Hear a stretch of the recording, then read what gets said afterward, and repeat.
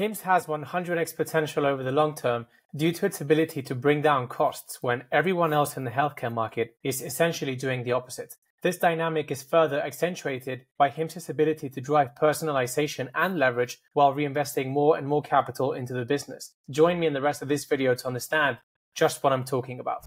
HIMSS is profitably disrupting a growing share of the healthcare market while operating outside of the otherwise inescapable insurance system. The statistical unlikelihood of this feat, together with the breadth of the challenges overcome to get here, suggests that HIMSS is actually an extraordinary organization run by highly capable individuals. At present, the market underestimates the complexity of the operation, believing that anyone can replicate HIMSS's business. Amazon CEO Andy Jassy alluded to this in the Q4 2023 earnings call, explaining how the pharmacy operation is more complex than the rest of Amazon's e-commerce business put together. He said, "If you think about what we do on the retail side, adding a pharmacy capability is a pretty natural extension. It's something that customers had asked us for many years, and it's got more complexity to it than the rest of our retail business." Further, the moat, HIMSS's moat, is getting stronger as a growing percentage of all customers opt in for personalized treatments. Personalization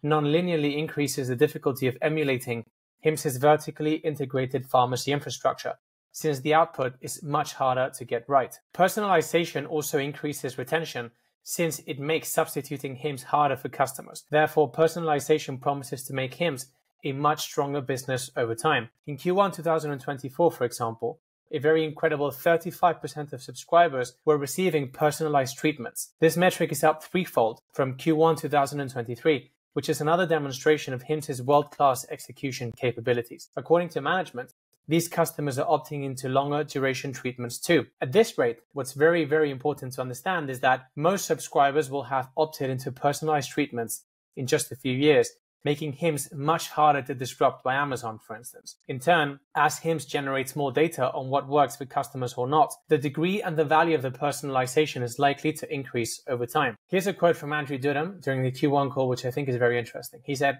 "I think the way you can think about it is that we like to dive deep into the data of understanding why customers are canceling and try our best to address them directly with the next level of personalization launches." Some very powerful insights that HIMSS can derive from the data. Now, going back to the 100x thesis, which is really what we care about, and by the way, it's by no means guaranteed. When I say that, it's taken from a statistical point of view. This might or might not happen, but I think that fundamentally HIMSS has the properties for the odds to be at least considerable. Personalization wouldn't be as useful for HIMSS if it wouldn't drive efficiency gains inside the company at the same time, because doing so puts HIMSS in a position to pass back cost reductions to customers repeatedly, which allows the company to strengthen its market positioning. HIMSS, in fact, has simultaneously been decreasing prices for customers that opt into the longer duration treatments, which further accentuates the difficulty of running the whole operation profitably. HIMSS is nonetheless driving leverage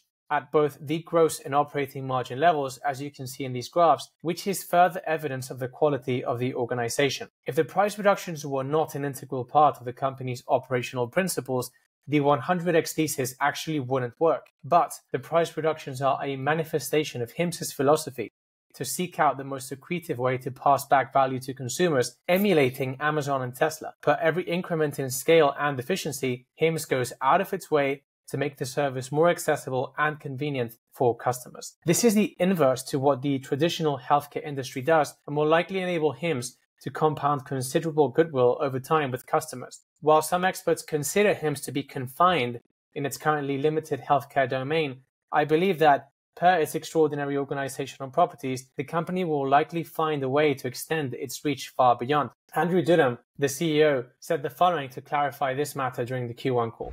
And so continuing to find leverage in the operational efficiency or automation or throughout the business and give that back to customers is the core philosophy. So here we go. And by the way, if you study Amazon in depth, which I have, and you can probably find information about that in my videos and in the blog, in the deep dives, you will see that this is just what Amazon is about. Amazon is a $1 trillion company plus today because of the focus on that philosophy. In Q1 2024, we also saw something of transcendental importance happen at HIMS. This quarter, most of the additional leverage stemmed from efficiency increases in marketing. HIMS is broadening its acquisition funnel, reaching customers at earlier stages of their journey, with marketing as a percentage of revenue, most importantly, improving 400 basis points quarter over quarter to 47%. As HIMS expands the breadth of its offerings, it can move beyond narrow marketing channels which command a premium due to the relatively targeted nature. They're more expensive because you can target people better in these channels. The odds that any given person in the US now needs one or more of HIMS' solutions as HIMS deploys more solutions to the market are now rising, enabling HIMS to leverage more generic channels and obtain a lower cost of acquisition. Now, although the reliance on paid marketing is not optimal, HIMS has demonstrated mastery over it, as I've covered in my previous quarterly updates. The business relies on paid marketing because the conditions HIMS treats are something folks would rather keep to themselves. However, and this is really, really important for the 100x thesis, with the move towards more generic marketing channels, HIMS can now gain increased mindshare. If organic growth does kick in at some point, which they are on their way to doing that by going into more broad marketing channels, it can yield tremendous leverage for HIMS going forward. And what's really interesting is this already seems to be happening. Here's what Andrew Durham said during the Q1 call as well. We're seeing users actively seek us out, either by visiting our website directly or through other cost-effective channels. We believe this is happening as users associate the Hims & Hers brand with the treatment of a breadth of conditions and are seeking treatment on our platform, either the result of recalling prior messaging that they saw or increasingly through word of mouth from friends and associates. So that's definitely happening. And gross margins came down slightly from Q4 2023, which means the marketing efficiency increase has actually been the main driver for the profitability uptick seen over the same period. With marketing being a large expense for the company, this quarter shows just how accretive marketing advancements can be to the bottom line. So obviously, I think HIMS' market cap can grow very fast from here if they do manage to bring about organic growth. So I'll be keeping my eyes on this topic for the coming updates for sure. Now, the path to 100x actually has a lot to do with capital redeployment. So every time HIMS makes money, what does it do with that money? My view at the moment is that if HIMS simply carries on doing what it's doing, the results can be spectacular just a few years from now. HIMS is solving a growing volume of acute customer pains in a way that is increasingly harder to imitate over time. By reinvesting higher volumes of capital over time, HIMS stands to potentially snowball into something several orders of magnitude bigger and more defensible. CapEx continues to reach new highs, with management committed to reinvesting into the business. In turn, free cash flow came in at $11.9 million in the quarter, with cash from operations exceeding the $10.6 million in CapEx, which was largely directed towards improving the affiliated pharmacies. Now, here's something particularly striking.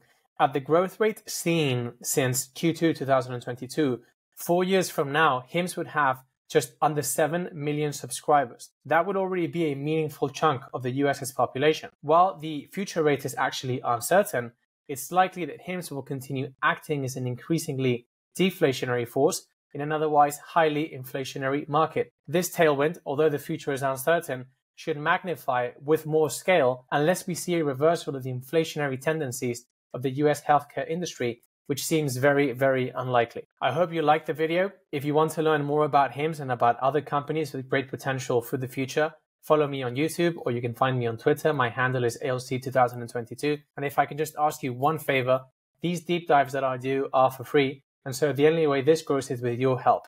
So if you can please share this with one friend whom you think you can enjoy it, I would really appreciate it.